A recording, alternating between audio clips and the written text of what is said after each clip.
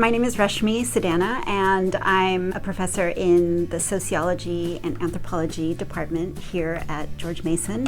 Before coming to Mason, I had actually been living in India, and I had been doing research there and also teaching at an Indian university. And so that was a really amazing experience to be coming from, because I'm a South Asia specialist. My research is mostly in India, and I've been studying India and post-colonial and global cities for over 20 years now.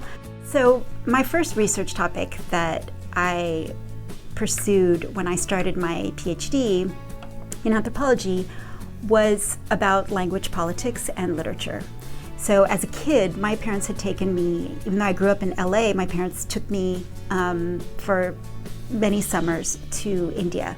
And so when I was in India, the first thing I would notice is that, people aren't just speaking English, but they're speaking Hindi and Urdu and Punjabi and English all in one city, sometimes all in one neighborhood, all in one street, and all in one home, which is something that was really new to me, and I think it really made an impression on me.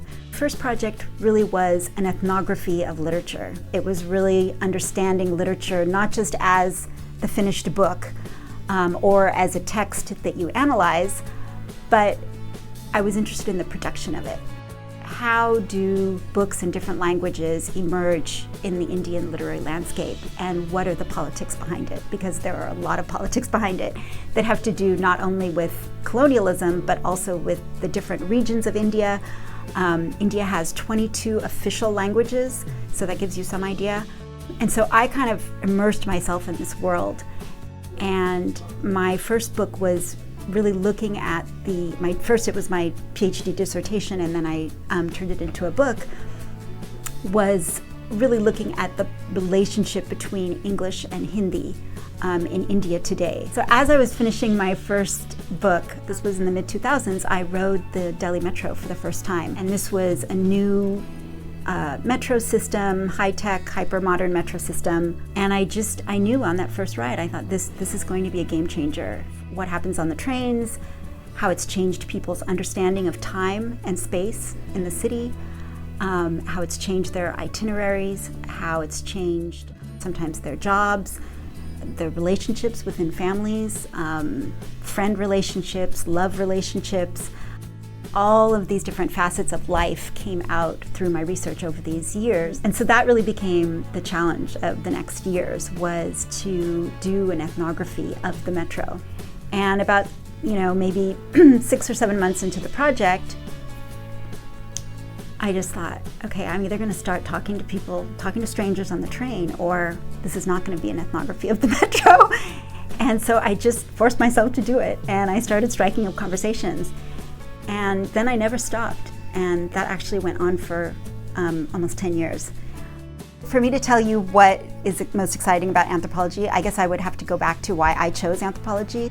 I really wanted to connect what I was reading in books and what I had already noticed about the world to the research that I was doing. And so for me, doing the kind of ethnographic research, which is research where you're on the ground, almost kind of like a journalist, but you're staying for much longer and you're getting to know many more people, and you have learned the language, so you don't have a translator, and you're kind of becoming a local in the process. That experience to me is the core of anthropology in many ways. I would say there are two cores for me. One is the ethnographic method, and the second is the critical perspective.